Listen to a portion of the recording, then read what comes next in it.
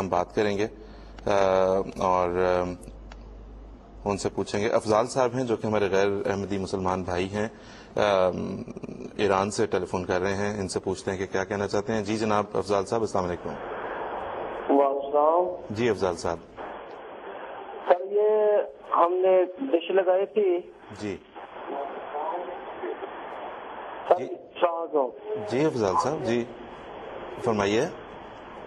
سر یہ ہم نے ڈش لگائی تھی, ڈش میں یہ ایک چینل آ رہا تھا نا مسلم, جی تو اس کو ہم نے دیکھا تو ہم نے پھر یہ سالانہ جلسہ ہو رہا تھا, جلسے میں ہم نے دیکھا یہ خلیفہ صاحب تھے جی اور ان کا نام تو ہمیں صحیح طرح معلوم نہیں ہو سکا, لیکن ان کی آواز جب وہ خطاب کرتے تھے ان کی آواز بھی ہم کو نہیں آتی تھی.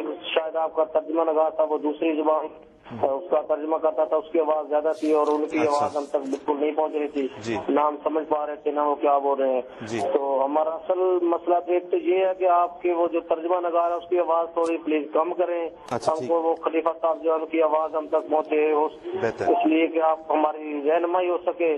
دوسرا ہم یہ جاننا چاہتے ہیں کہ ہمارے مسلک اہل سنت کے مطابق آخری نبی جو ہے حضرت صلی اللہ علیہ وسلم تھے, کہ ابھی ہم ٹی وی کے اوپر آپ کا پروگرام دیکھ رہے تھے, اس کے ہم کو تھوڑا یہ معلوم پڑا کہ ان کے بعد بھی ایک نبی آیا ہے, تو ان کا نام کیا ہے اور کیا ان کے بعد کوئی نبی یا کوئی ان کے بعد اس خلیفہ کے بعد کوئی خلیفہ آئے گا, یہ ہماری رہنمائی کرے تھوڑی. جی ٹھیک ہے, جی ٹھیک ہے. جی افضال صاحب بہت بہت شکریہ, جزاک اللہ. آپ نے کہا کہ آپ نے پروگرام دیکھا, میں بڑی خوشی ہے اس بات کی کہ آپ نے جلسہ سالانہ دیکھا. ہمارے جماعت احمدیہ کے امام کا نام ہے حضرت مرزا مسرور احمد صاحب ایدہ اللہ تعالیٰ بنصرہ العزیز.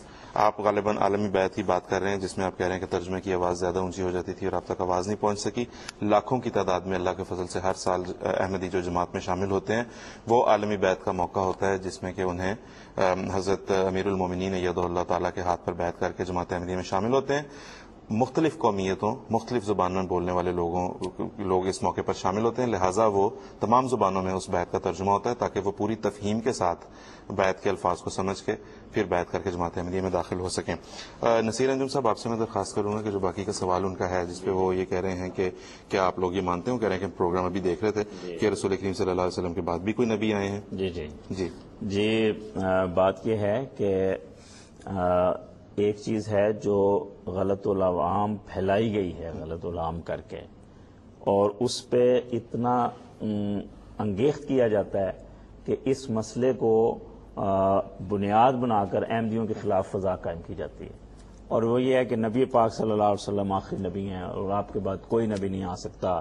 اور نعوذ باللہ احمدیوں نے جو حضرت مرزا غلام احمد قادیانی علیہ السلام ہیں ان کو نبی مان کر تاج و تخت ختم نبوت کا ڈاکہ ڈال دیا, یہ کر دیا اور وہ کر دیا. یہ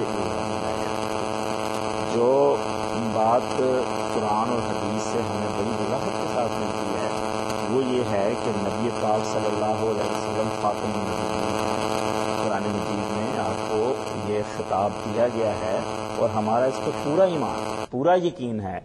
حضرت صلی اللہ علیہ وسلم خاتم النبیین ہیں, اور اس کا مطلب یہ ہے کہ اب قیامت تک حضرت محمد مصطفیٰ صلی اللہ علیہ وسلم کا دین چلے.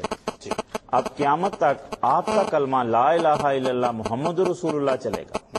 کوئی نیا کلمہ نہیں آ سکتا, کوئی نیا دین نہیں آ سکتا, کوئی آسمانی کتاب نہیں آ سکتی. قرآن مجید ہے جو قیامت تک چلے گی.